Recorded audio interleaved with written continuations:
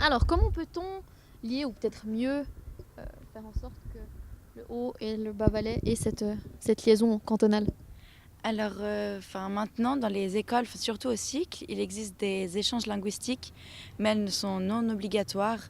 Donc, ce qui serait bien, je pense, c'est justement d'obliger en quelque sorte ces échanges et de pousser les élèves à partir et aussi en faire plus tôt. Donc, déjà dès les premières années d'école, en faisant par exemple juste des petites correspondances avec des classes du même niveau, oui, et dans le Haut-Valais. Et donc, par exemple, correspondre avec des lettres ou des choses comme ça, des mails, des dessins, enfin expliquer un peu comment ça se passe dans leur classe à eux.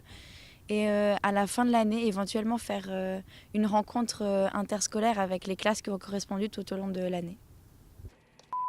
Faut-il plus d'éoliennes en Valais? Alors je pense que oui, déjà parce que les éoliennes c'est une énergie renouvelable, donc c'est important. Et si on regarde par rapport aux dernières votations qui consistaient aussi sur le nucléaire, on pourra sûrement réussir à sortir du nucléaire si on prend plus en compte le fait de mettre plus d'éoliennes.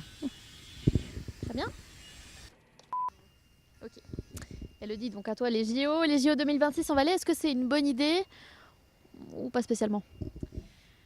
Alors, personnellement, je pense que ça peut dépendre de tout point de vue. Et donc, si on regarde par rapport au niveau économique, je pense que c'est une bonne idée parce que ça permettra justement de bien faire marcher certains hôtels et donc l'économie du Valais.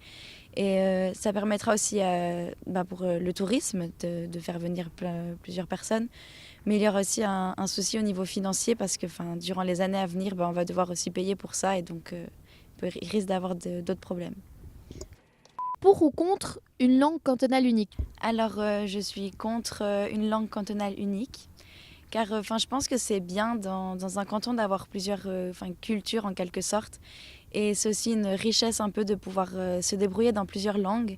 Après, c'est sûr que pas tout le monde n'a le temps ou les moyens d'apprendre deux langues, mais je pense que si les personnes ont la possibilité de le faire, c'est bien autant pour leur avenir professionnel ou encore leur culture générale.